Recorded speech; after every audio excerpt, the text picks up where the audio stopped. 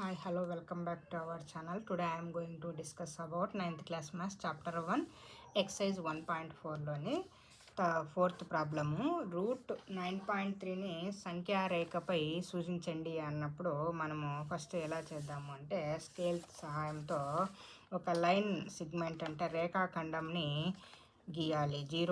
0 నుంచి తీసుకోవాలి. మనం ఎప్పుడు నెంబర్ మెజర్ చేయాలని 0 నుంచి తీసుకోవాలి. అంటే 0 ఇక్కడ నుంచి 1, 0 నుంచి 9.3 కదా ఇచ్చింది. 9.3 దగ్గర మనము పాయింట్ పెట్టాలి. పాయింట్ పెట్టేసి ఈ 2 పాయింట్స్ని కలపాలి.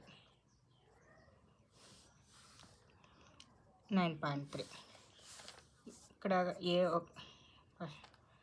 తొలి బిందువుని ఏ అంటాము, అంత్య బిందువుని బి అంటాము. ఈ రెండింటిని మనము లైన్ సిగ్మెంట్ రేఖాఖండం అంటాము. ఇది 9.3, ఏబి అనేది 9.3 అవుతుంది. అందుకు కొంచెం మనము ఎక్స్టెన్షన్ చేసుకుంటాము. కొంచెం ప్రాబ్లం కోసము 1 సెంటీమీటరు ఎక్స్టెన్షన్ చేసుకుంటాము. దానికి ఒక పాయింట్ సి అని ఇస్తాము, 1 సెంటీమీటర్. ఇప్పుడు ఏసీ అనేది మనకు ఎంత అవుతుంది? 10.3. ఎలా? 9.3 + 1 ఏబి + బీసీ. ఆ విధంగా ఏసీ = 10.3 అవుతుంది. మనము ప్రాబ్లం చేయడానికి ఇక్కడ ఏసీలో 10.3కి ఆఫ్ తీసుకోవాలి. 10.3లో ఆఫ్ ఎంత అవుతుంది? 2 5 10, 0.3, 2 1 2 పాయింట్ ఉంది కాబట్టి 5.15 అవుతుంది అన్నమాట. ఏసీలో ఆఫ్ ఎంత అవుతుంది? ఈ 5.15 కంటే ఎక్కువ మనకి ఇక్కడ మెజర్మెంట్ ఏమీ అవసరం లేదు. ఈ ఏసీ కంటే ఏసీలో ఆఫ్ 5 సంథింగ్ ఉంది కాబట్టి మనము కంపాస్తో 6 మీటర్స్ తీసుకుందాం. ఇక్కడ అందాజు ఏం లేదు. 5 కంటే ఎక్కువ తీసుకోవాలంటే ఏసీలో సగం కానీ సగం కన్నా ఎక్కువ తీసుకోవాలి. నేను ఇక్కడ 0.6½ తీసుకుంటున్నాను. ఎక్కువ చూడండి, 0.7 అలా తీసుకుంటున్నాను. లేకుంటే మీరు 6 కూడా తీసుకోవచ్చు. ఇక్కడ కంపల్సరీ మెజర్మెంట్ అనేది ఏం లేదు. ఇప్పుడు మనము ఏ నుంచి ఒక ఆర్క్ గీయాలి. ఆర్క్ అంటే చాపము. అలాగే కిందికి ఏసీ పైన, ఏసీ కింద, అదే సి నుండి ఇంకొక ఆర్క్ పై భాగాన,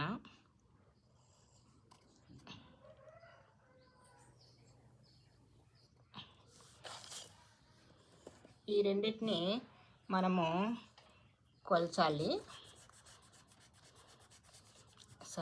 కలపాలి. ఈ పాయింట్స్ అన్నీ ఇలా సైడ్కి రాసుకుందాము. ఏసీ = 10.3 ఎలా వస్తుందంటే 9.3 + 1. ఏసీలో ఆఫ్ ఎలా వస్తుందంటే మనకు డివిజన్ తెలుసు కదా, 5.15. ఇప్పుడు ఈ రెండింటిని ఇక్కడ ఆర్క్ చాపాలు మీట్ అయిన పాయింట్స్ని మనము కలపడం వల్ల ఏమవుతుందంటే పర్పెండిక్యులర్ బైసెక్టార్ అంటారు ఇంగ్లీష్లో. ఇక్కడ లంబ సమద్వీకరణ అంటాం తెలుగులో. ఇక్కడ ఈ రెండింటిని కలిపినాక ఇక్కడ మధ్యలో ఒక పాయింట్ ఓగా గుర్తిస్తాము. ఈ ఓగా గుర్తించినాక ఓ నుంచి ఏ నుంచి సికి ఒక సెమీ సర్కిల్ అంటే అర్ధచాపము గీస్తాము. మీరు ఇది కంపాస్ కదలకుండా చూసుకోండి.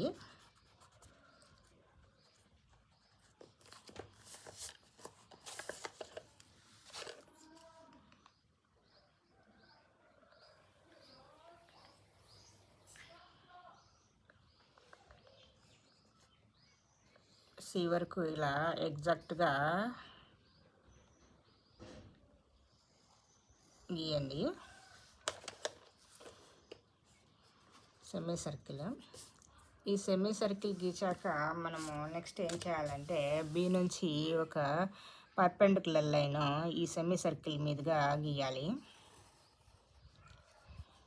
ఈ పాయింట్ని ఇక్కడ సెమీ సర్కిల్కి ఈ పర్పెండిక్యులర్ పాయింట్ కలిసే చోటుని డీగా గుర్తించాలి. నెక్స్ట్ ఇక్కడ పాయింట్ ఇక్కడ డి నుంచి ఓకి కలపాలి. ఈ డి నుంచి ఓకి కలిపితే ఏమవుతుంది అంటే ఇక్కడ మనకు ఓడి అనేది కూడా ఒక రేడియస్ అవుతుంది. ఈ రేడియస్ అంటే ఇక్కడ 10.3 కాబట్టి ఇక్కడ ఏఓ అనేది 5.15, ఇక్కడ బీసీ అనేది 1 సెంటీమీటర్ కాబట్టి ఓబి అనేది 4.15. ఇది ఓడి అనేది ఎంత అవుతుంది అంటే ఇక్కడ ఇది ఒక రేడియస్ కాబట్టి ఓడి అనేది రేడియస్ కాబట్టి 5.15 అవుతుంది.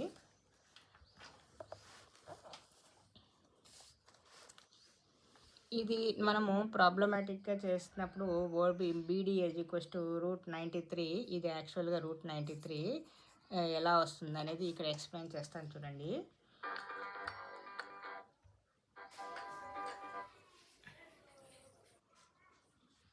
ఓడి రేడియస్ 5.15. మనకు బీడీ కావాలి అంటే we know పైథాగరస్ సిద్ధాంతము, √OD²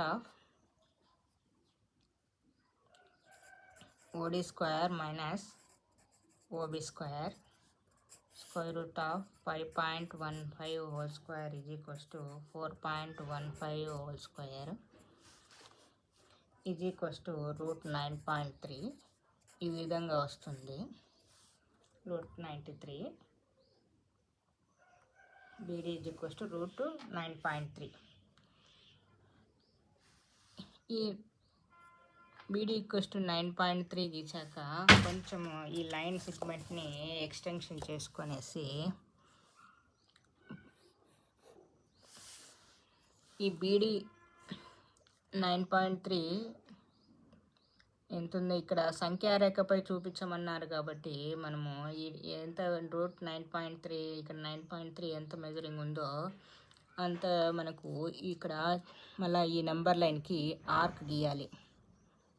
ఇలా ఆర్క్ గీస్తే ఇక్కడ ఈ పాయింట్ వస్తుంది. ఈ పాయింటే మనకు ఇక్కడ √9.3.